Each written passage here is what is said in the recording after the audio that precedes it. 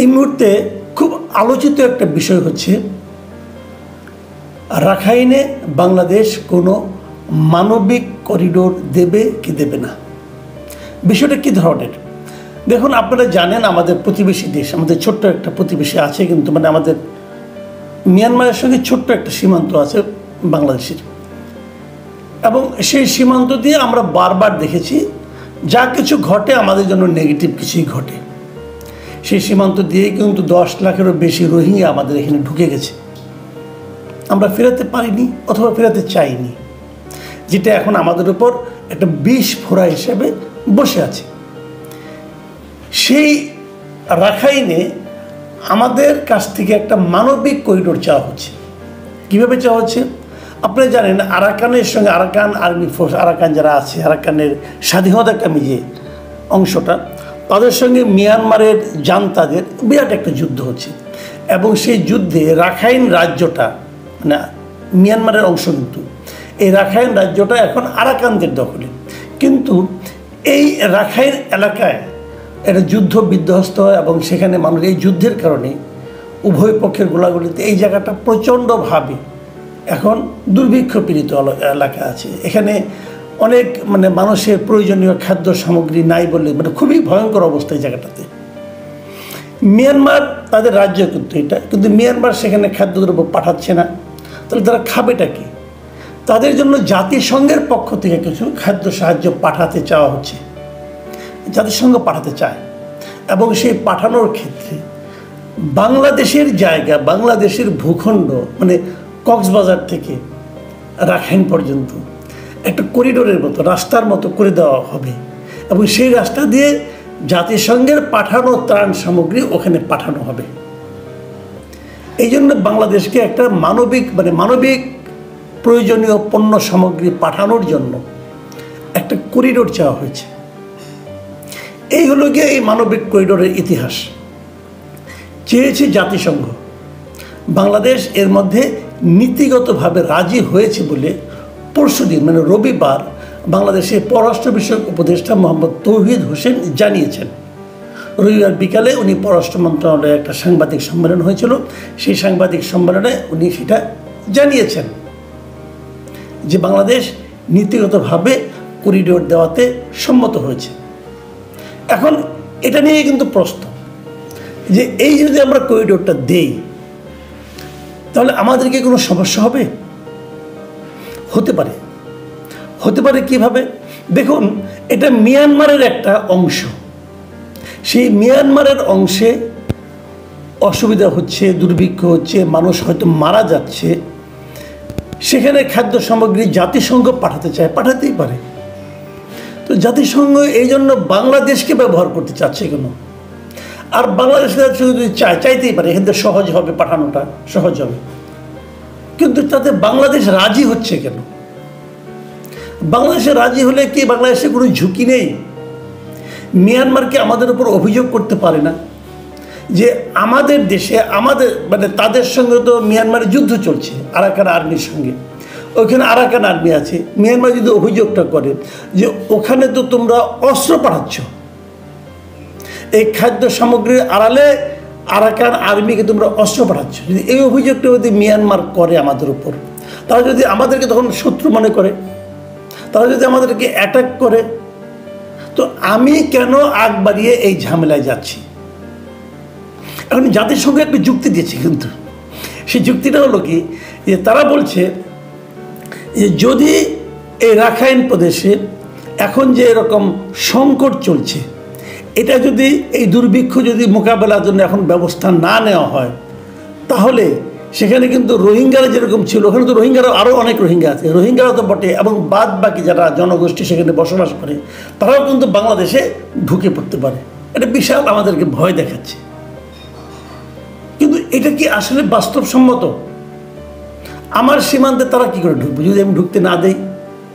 এখন আপনি বলবেন যে কথা শেখ হাসিনা বলেছিল যে একটা মানুষ এসেছে প্রাণ ভয়ে আমার কাছে, আমি থাকতে দিব না, তারপরে দেন, তাহলে পুরো রাখাইন রাজ্যটা এখানে ঢুকতে দেন, আরাকান আর্মিকেও ঢুকতে দেন।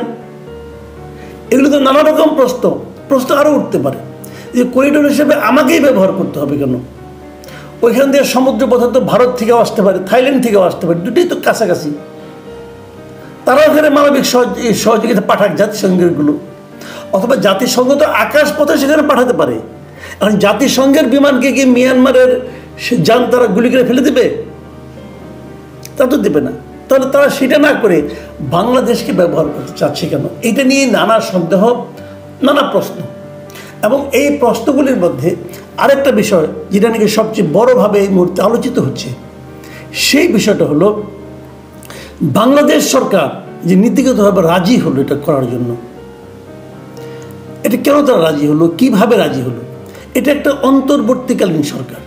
এত বড় একটা সিদ্ধান্ত, যে সিদ্ধান্তের কারণে বাংলাদেশ যুদ্ধে পর্যন্ত জড়িয়ে যেতে পারে, এত বড় একটা সিদ্ধান্ত এই তৌহিদ হোসেন সাহেব কিংবা তাদের যে মন্ত্রী, তাদের যারা সহকর্মী আছেন, তারা কার উপর ভরসা করে এই সিদ্ধান্তে তারা দিল? এটা তো কোনো পলিটিক্যাল গভর্নমেন্ট না। পলিটিক্যাল গভর্নমেন্ট বলতে পারতো জনগণের ম্যান্ডেট আছে আমার কাছে।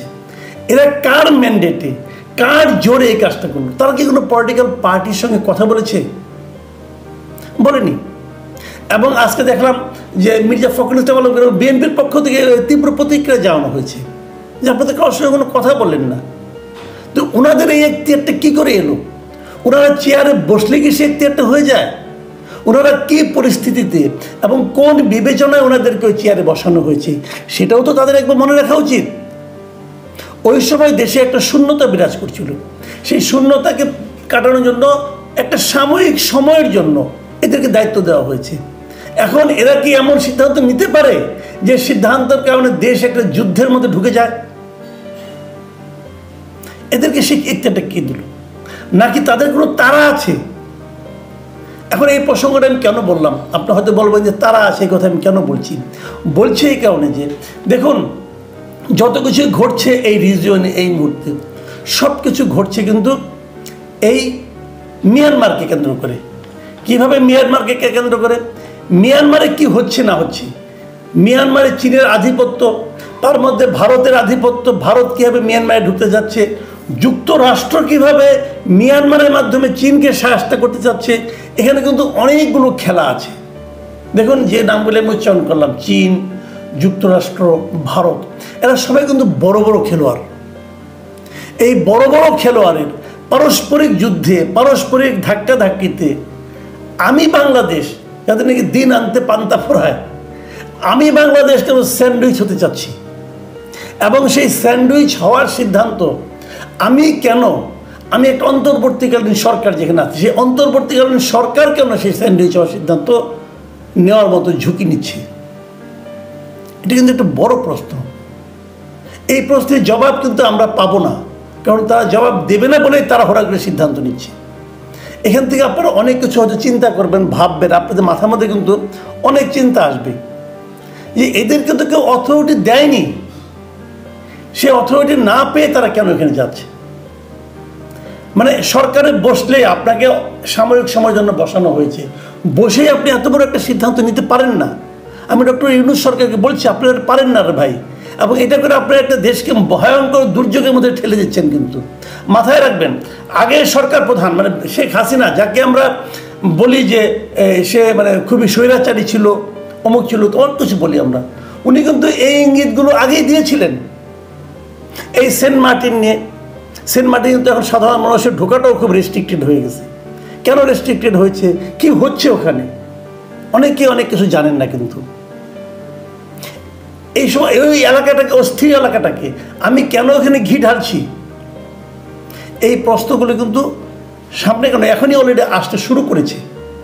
আমি জানি না এই সমস্ত প্রশ্নের উত্তর এই সরকার কীভাবে দেবে, তবে আমি এটা বলবো এই সমস্ত ব্যাপারে সবারই আওয়াজ তোলার সময় এসেছে। এবং আমি সরকারকে বলবো, আপনারা পুনর্বিবেচনা করুন, চট করে সিদ্ধান্ত দিন না। আপনি রাষ্ট্রের পরের দেশে যত পলিটিক্যাল পার্টিগুলো আছে সবার সঙ্গে বসুন, সবাই মিলে যদি বলে, আপনি বলতে পারবেন আপনি একটা সবার ম্যান্ডেট নিয়ে কাজটা করছেন। একা একা সিদ্ধান্ত নিলে বিপদ বাড়তে পারে, এবং সেই বিপদ আপনি যদি ভাবেন যে না আমার যারা আছে বাইরে, যারা আমাকে সাপোর্ট করছে তারা আমাকে বাঁচিয়ে দেবে, তারা কিন্তু কাউকে বাঁচায় না। এই ইতিহাস আমরা বহুবার দেখেছি।